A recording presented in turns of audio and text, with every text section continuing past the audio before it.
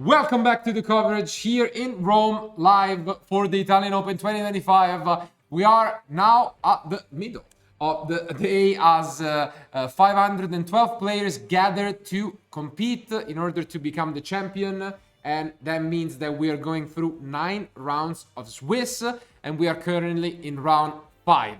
So we have been featuring mostly players that have been on an undefeated record, and that will be the case again for this round. But I think it is time that we show the deck that we have been talking about quite a bit alongside Rizio, and that is Maliss.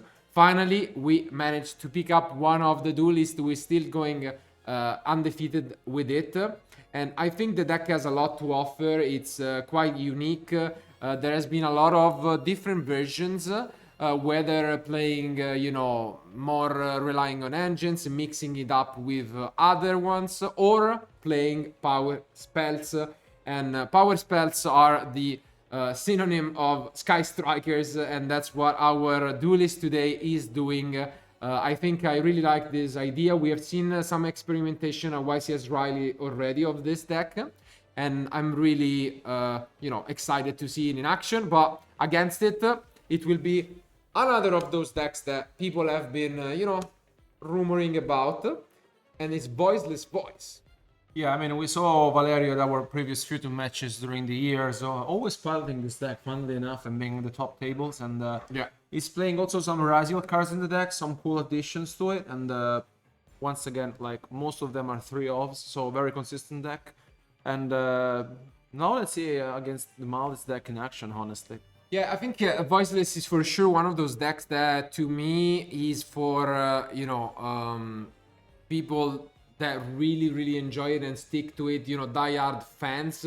I feel like it has a strong community of players who just adapt the deck to whatever new cards or new lists that come out. And this is the case for Valerio. So maybe he is missing, that breakout performance. Today could be his day, already walking in with a 4-0 score. But without further ado, it's gonna be the battle of the combo decks here in round 5. So let's jump into game 1.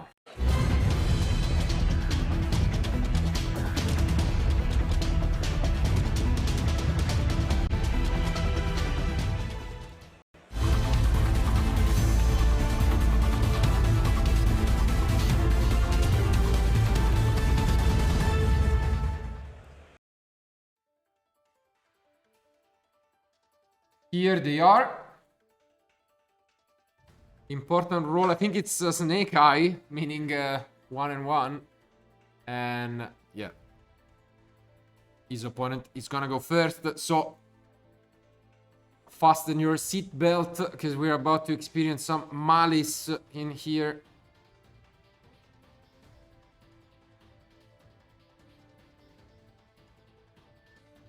And he's also, as he's playing the Sky Striker cards, kind of disregarding Droll and going in with the full 3 copies of Allure of Darkness, which is such a strong card in the Maliss deck. And I think we started with the Chessy Cat.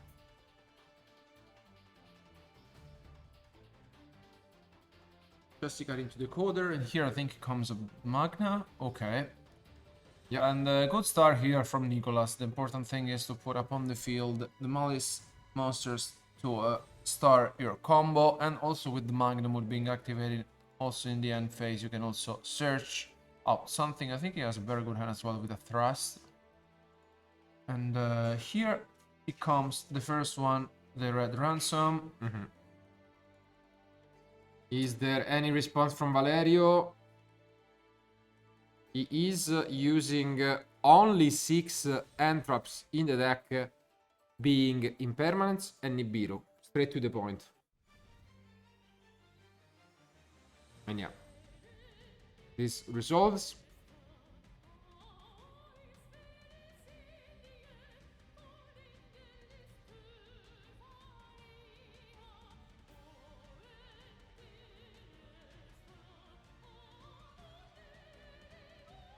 I mean, Maliss overall, out of the 2 new decks, we could say, is the most explosive one. It's lacking a little bit of consistency still, I feel.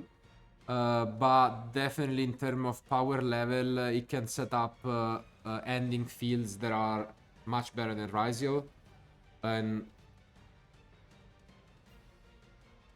we'll see whether that is the case. Also, because it's still at the end of the day a cyber stack, and so it can do a lot of the cybers combo that we saw from different decks in the past.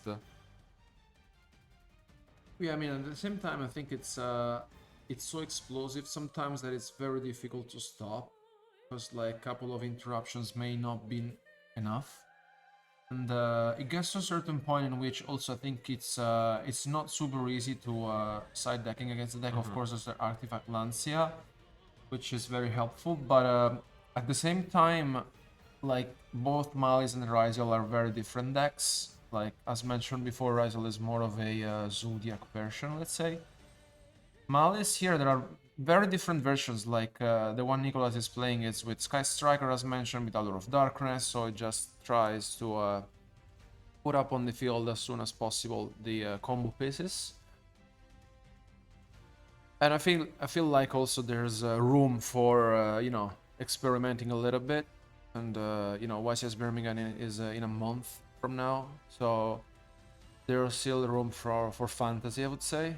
And here, let's just see, because as mentioned, Valeria is just main decking 6 hand trap, so it may be the case that we see a full combo from Nicholas. Yeah, and here we see yet another for duelists who are not as familiar with Maliss. Key concept of the deck, which is these trap cards that can be used the same turn as they are set, and allow you to play around different interruptions from your opponent, and also kind of play into mind games where you can just similarly to how Unchained did, set a card and then play, and your opponent must be wondering whether that is you know, which of the Maliss trap cards it could be. Here comes the white binder, and then the Chessy Cat gets banished. Yeah. As mentioned, Valerio is just observing what his opponent will finally set up. At the moment, I believe he has both TB and GWC set.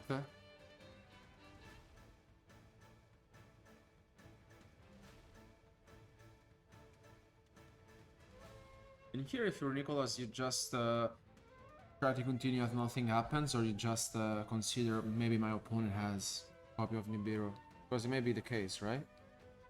Yeah. I mean, Valerio, either for mind games or for actually holding it, has been, you know, showing some sign of, let me think about a response. So you're definitely right that it's gonna be on his mind to just play around as much as possible. But seems like he's finally linking away his entire field for what is one of the boss monsters of most cyber decks nowadays, thanks to this new Firewall Dragon, we could say.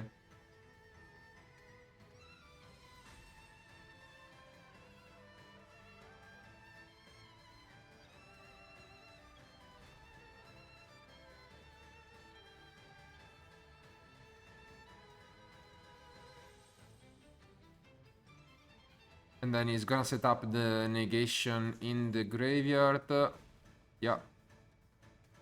But he didn't search the Druid's Worm in the end phase, I think. Yeah. Because he declared the Magnum mode, I'm pretty sure, right?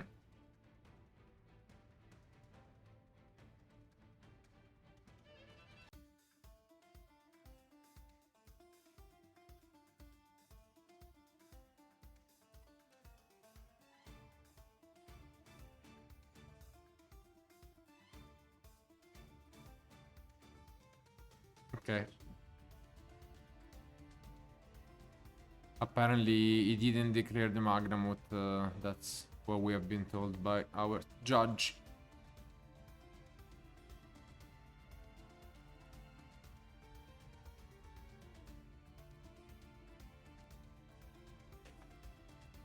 let's see. Because Valerio at the moment is also preserving information. You need to figure out whether he can come up with something to break this field. If not, he could just pick up his cards. But okay, start things off with an interesting card in the Nadir Servant.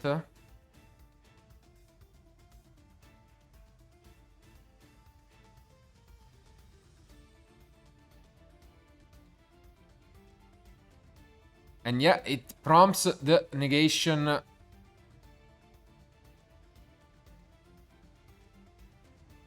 Let's see if this was just a bait or not. And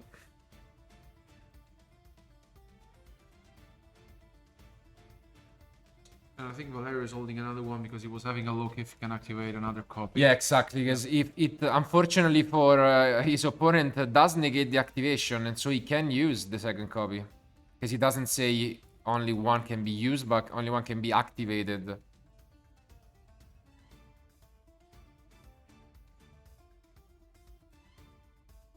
For now, he goes for low. Ooh, and here is the surprise of this Sky Striker package. Does he have 3 spells? Doesn't look like he's interested in taking control of it regardless. Don't think he did anyway. And yeah, he's gonna go and push for Anima.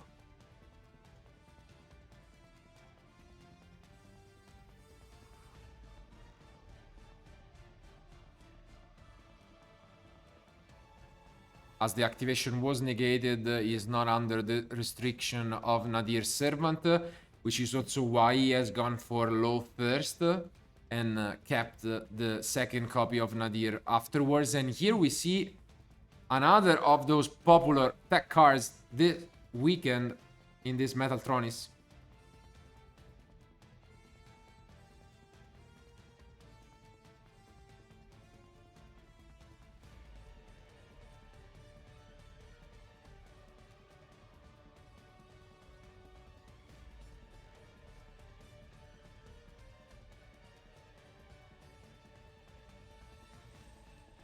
I'm still wondering though if oh, okay, there's the I didn't see the Yeah, from end, we see Impulse. yeah.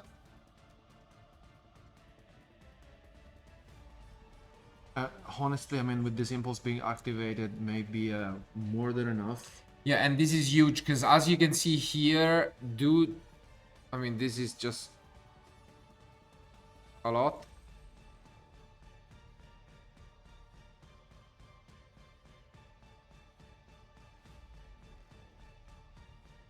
Okay, just thinking on the zone. And Valerio, though, is still holding that second Nadir. Yep. Here he comes down. Can be activated indeed.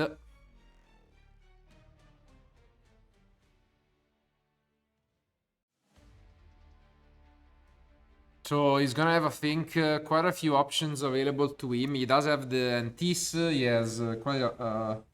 he can go for a draw.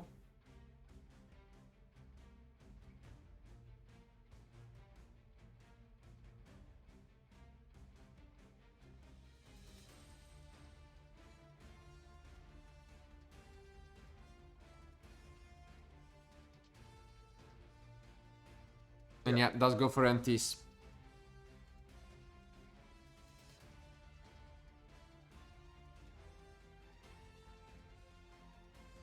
Aiming at, I think, what was 6? I think 06. Yeah, most likely. I think that's where he's at. Because I think he has both the 11 and the 06, right? Yeah.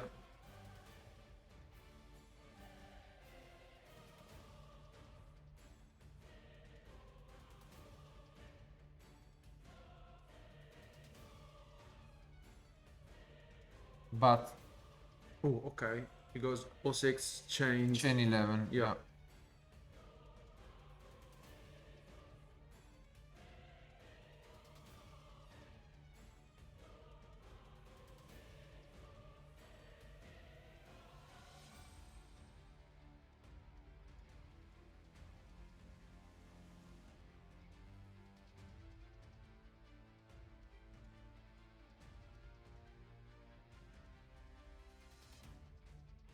gets to resolve, so he's gonna special summon two. One from deck, one from banished or grave.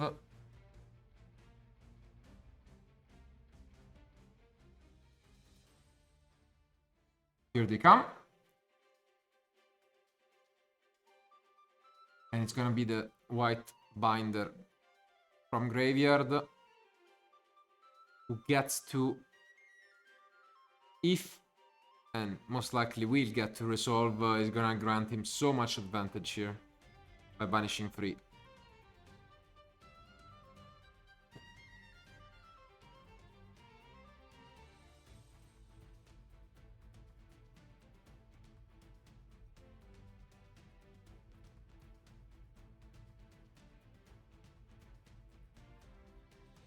Yeah, here it comes when the deck gets even more crazy, because now the Red Ramson and the Rabbit come back.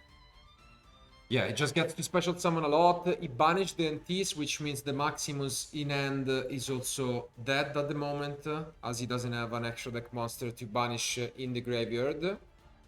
Yeah, and Valerio And yeah, Picassiano. I think Valerio has seen enough. Very well executioned by his opponent, Nicolas, who piloted, this Maliss deck to victory here for the first time that we see it finally in action this weekend. And yeah, it's turning out to be quite a force to be reckoned with.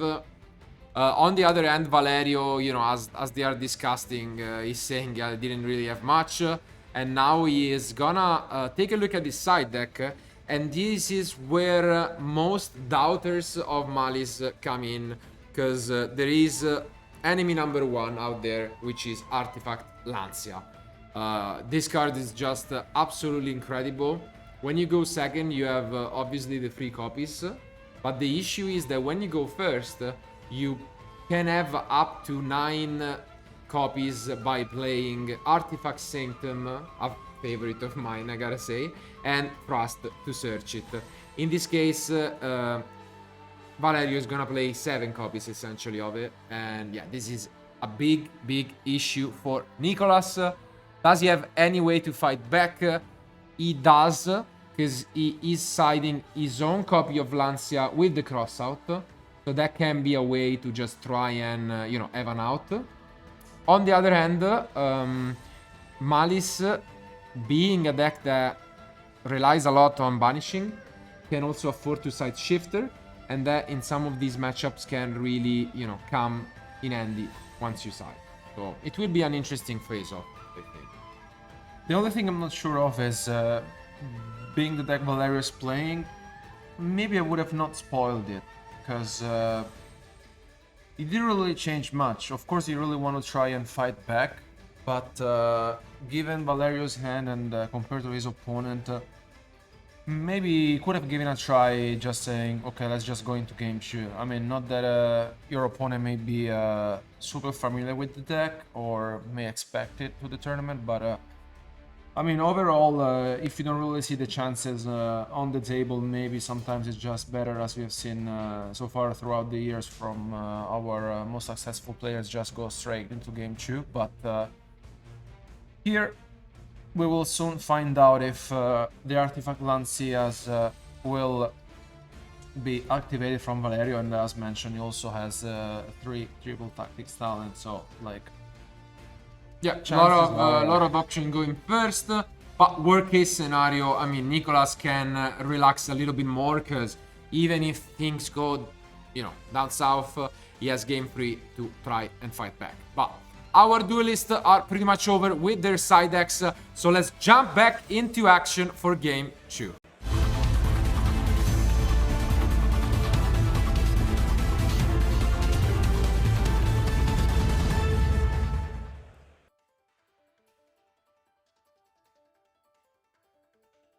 Here they are.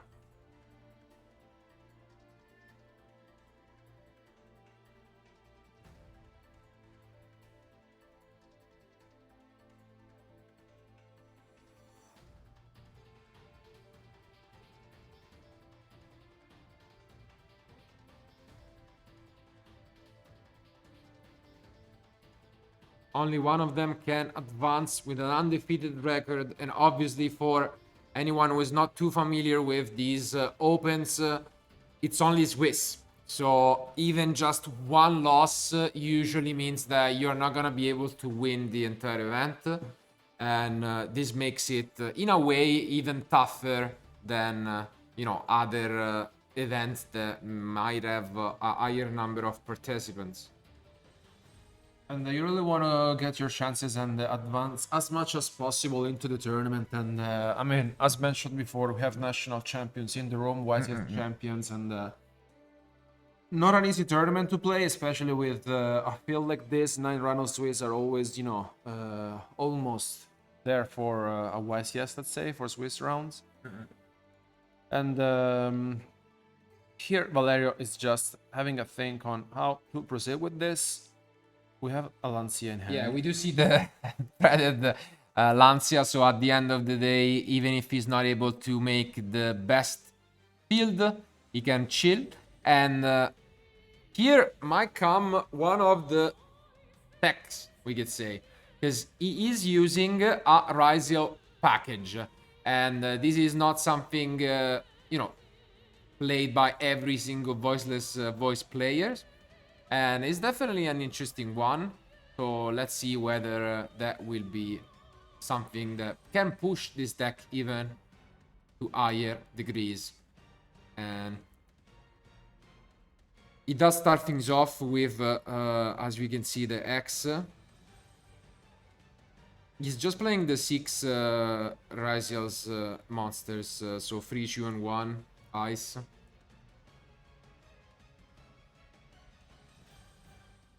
Yeah, I guess it's an interesting inclusion for sure. Yeah, I mean, another layer of interaction, and I think in general, just with a 1 card once again here brings up on the field the detonator, and I mean, I think it makes a lot of sense because at the end of the day, you have your Voiceless voice engine, and with just few cards, you have another basically engine helping you out. Here comes the prayers.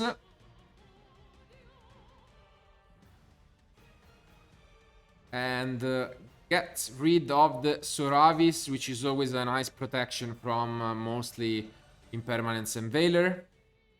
And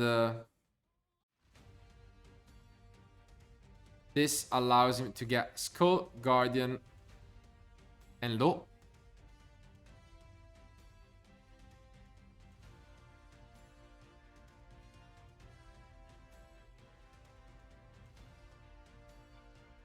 Yeah, and here comes Low. Definitely, interesting mix of engines, which we have not really seen too much of. But yeah, Valerio, I mean, we've mentioned that he is a veteran of the Voiceless deck, and so it makes sense to me that he has tried to include some of the cards from Crossover Breaker to the deck.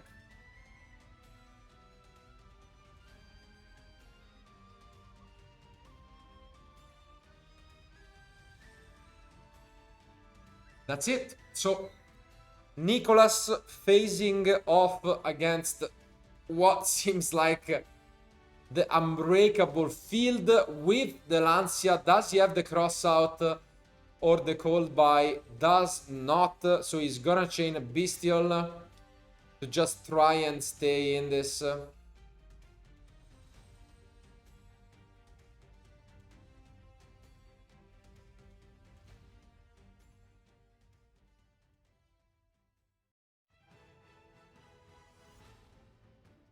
The rest of the end, I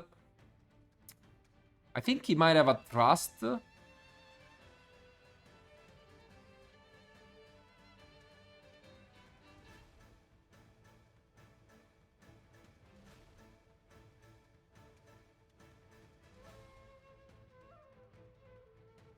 Let's see what line can Nicolas go for here with being under Lancia. It goes with Lizard. It's just having a laugh. I mean, you can tell with I mean,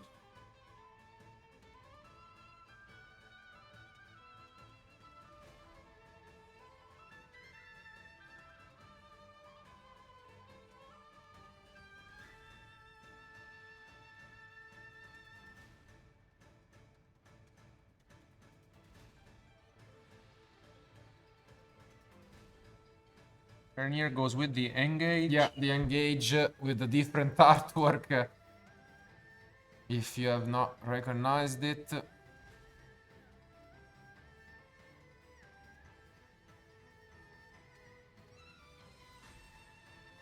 Getting the Hornet drones, and I mean, that was, yeah, it was a trust indeed, which was one of the only hopes of trying to, you know, play with the Sky Striker engine if you get Lanciad.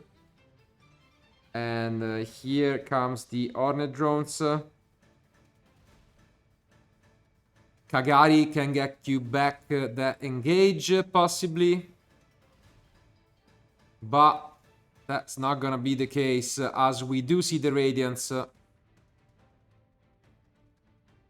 destroying the token. Do we have anything? Nicholas is kind of smiling. This might be done, and we might be heading into game 3. But we do have an engage, so at least another hope is... I think that's the last card, right? Maybe. I don't see anything else in his hand. But it's a good one for sure. Well, there's spells in the graveyard, so at least he can draw another card and... Maybe another engage. No, he does have one card. But no, that's enough. So, unfortunately, although we do resolve an engage for a +1, this is not quite enough. And Nicholas falls victim to what was an amazing opening, backed up by Lancea. Wow. Yeah, I mean, we've mentioned this before. Having the Lance against the Maliss deck makes a lot of difference, especially going first. I mean, you have the trust, you have the talents, and also the Sanctum. And here, I mean, once again, I think the... it may not be easy, but this time around, Nicholas will go first and also has the cross-set designator in case there's an Lancia being activated from Valerio. Yeah, outside of that, I mean, it's a combo deck. You don't really want to side much more, I feel like. You just take it, take your chances, go first, try to do the same as you did in game 1 and call it a day.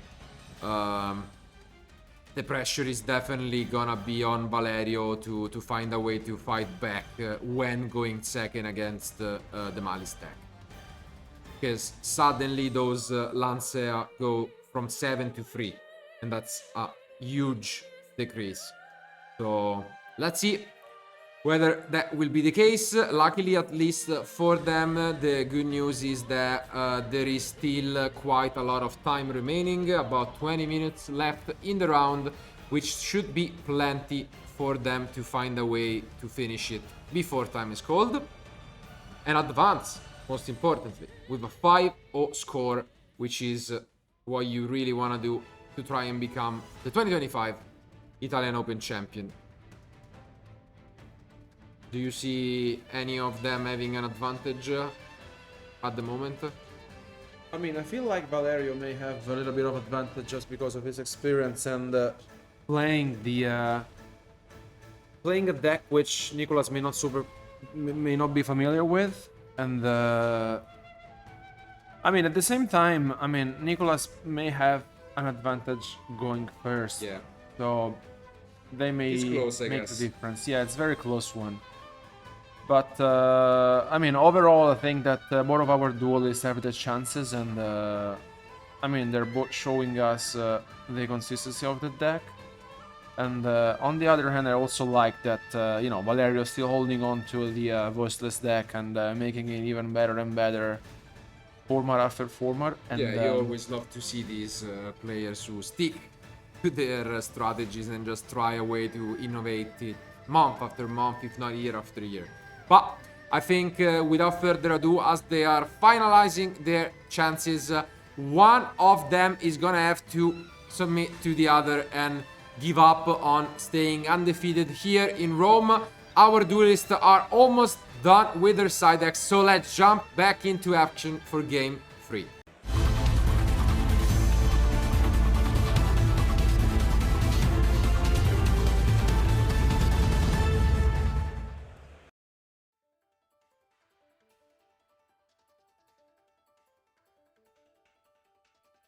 one final shuffle from Valerio before being ready, and here Nicholas just having just a bit of thoughts going around, but we still have 17 minutes remaining on the clock, so plenty of time for our duelists. Yeah, I mean, now it's mostly gonna be a mind game. Interestingly enough, Valerio is not playing any Mulcharmies at all, not in the main deck, nor in the side deck. So this would be quite a big relief for Nicholas.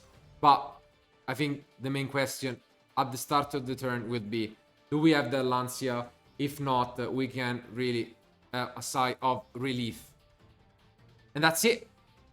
They pick up these hands. One last game for both. I see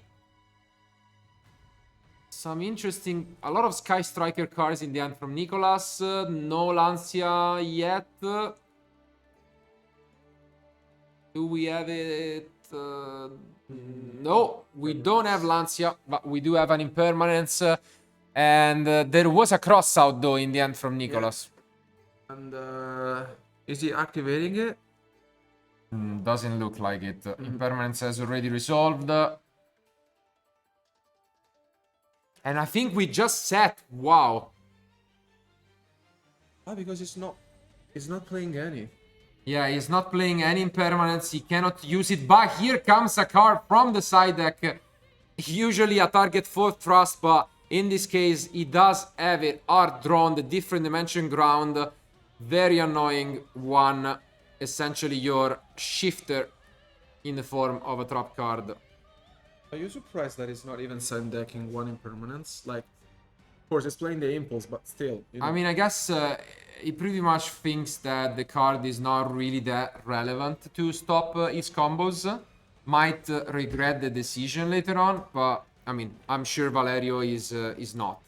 But at the end of the day, if you side in the cross-sack designator, is it just for Lancia? Like, I guess. Yeah, now Valerio is gonna try his best to navigate these banishment effects. Luckily for him, Saphira can still be activated because it just says discard. It doesn't say send to the graveyard. And we do have pre-prep once again, one of the best spells of the deck by far.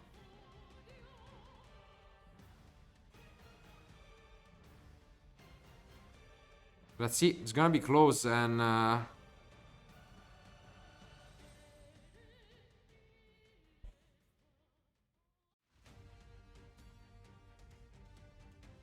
and here goes with the prayers of the Voiceless Voice, and here comes the Skull Guardian once again on the field.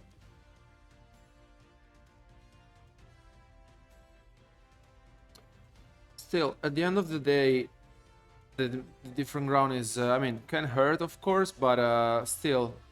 yeah, it stops a lot, but it doesn't stop every single thing that the deck can do. As you can see, you can still set up this Skull Guardian, which is gonna be quite annoying to at least slow down Nicholas significantly. And I think now we set up as well the barrier.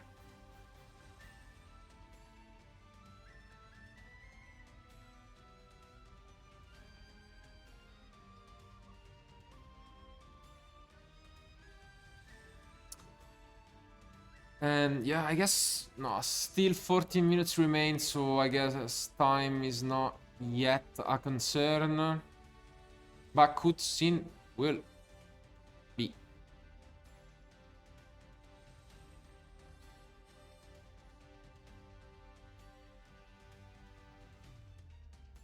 Yeah, and there comes Blessing. So one of the one-offs in the deck from Valerio.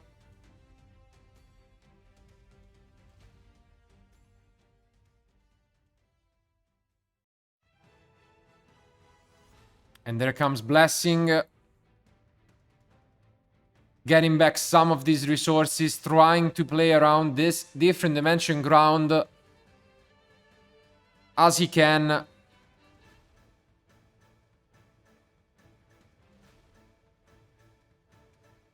Yeah. All good from this side, and I mean, very well executed from Valerio here entering battle phase, and the Dormouse is going to activate its effect, but the Skull Guardian will be activated on it. So, very well played here from Valerio, and the thing is that Nicolas is left with 2 crosstalk designators that do nothing. Yeah, he doesn't really have much. And here comes the first crossout, which I think he's gonna use just to combo off possibly. And no, instead he decides to give up on this crossout of his own.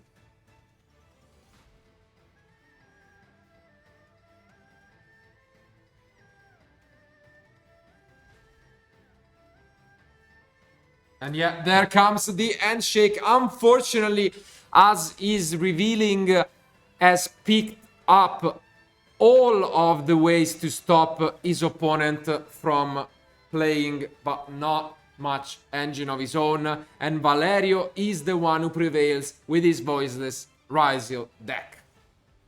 What a match, again, between decks that we didn't see yet.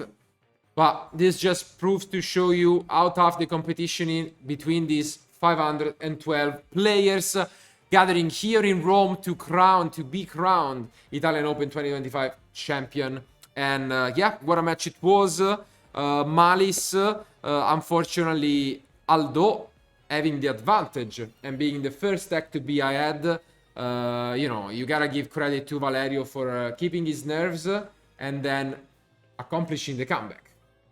No, but also the thing I'm still a bit concerned of is playing the crosstalk designator just for the Lancia, which of course makes a lot of sense. But at the same time, if this is what happens, then just pass. So it's, I mean, it hurts on one side, but on the other side, I think also credits to Valerio for being, you know, like losing game 1 and just saying, yeah, okay, I have my chances. So at the end of the day, it worked out pretty well. Still, I mean, on the other side, Nicolas 4-1 record, so 4 rounds remaining. So still, impressive. yeah, a lot to do. And I mean, I like that Valerio is still playing the Voiceless voice deck and still trying to adapt the deck according to the format. And, yeah, and I think, as we've mentioned, that is always something nice to see. And especially for this event, not only did he adapt to the latest Forbidden Limited list, but also 2 cards that came out in the most recent set, including some of these Ryziel in the deck. But I think better than us, Valerio can explain, you know, the choices and the reasons why he built his deck like this. So what we're gonna ask you guys is, first of all, we are gonna thank you for being with us, but then we're gonna go on a short break and we'll bring Valerio, the winner of round 5, for an interview. So keep watching.